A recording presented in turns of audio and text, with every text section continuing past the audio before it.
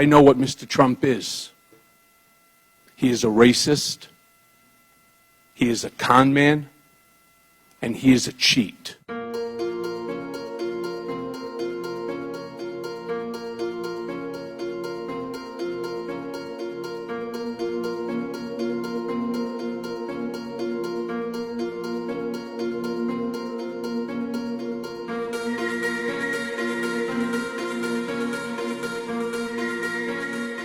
Mr. Trump is a racist.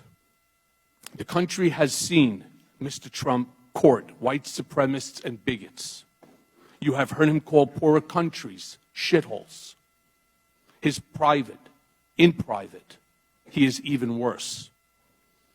He once asked me if I could name a country run by a black person that wasn't a shithole. This was when Barack Obama was president of the United States. And while we were once driving through a struggling neighborhood in Chicago, he commented that only black people could live that way. And he told me that black people would never vote for him because they were too stupid. And yet, I continue to work for him. When I say con man, I'm talking about a man who declares himself brilliant, but directed me to threaten his high school, his colleges, and the college board to never release his grades or SAT scores. The irony wasn't lost on me at the time that Mr. Trump, in 2011, had strongly criticized President Obama for not releasing his grades. Donald Trump is a man who ran for office to make his brand great, not to make our country great. He had no desire or intention to lead this nation, only to market himself and to build his wealth and power. Mr. Trump would often say this campaign was going to be the greatest infomercial in political history. He never expected to win the primary. He never expected to win the general election.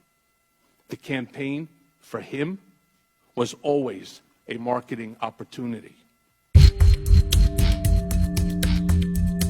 There were at least a half a dozen times between the Iowa caucus in January of 2016 and the end of June when he would ask me, "How's it going in Russia?"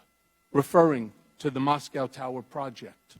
Mr. Trump knew of and directed the Trump-Moscow negotiations throughout the campaign and lied about it. He lied about it because he never expected to win. He also lied about it because he stood to make hundreds of millions of dollars on the Moscow real estate project. Trump is a con man.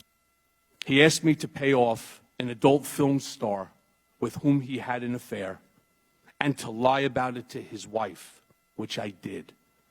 And lying to the First Lady is one of my biggest regrets because she is a kind, good person, and I respect her greatly, and she did not deserve that.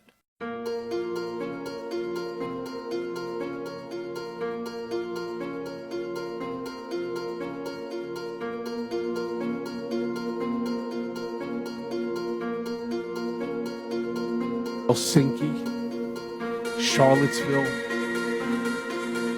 watching the daily destruction of our civility to one another, putting up silly things like this, really unbecoming of Congress. It's that sort of behavior that I'm responsible for. I'm responsible for your silliness because I did the same thing that you're doing now for 10 years. I protected Mr. Trump for 10 years.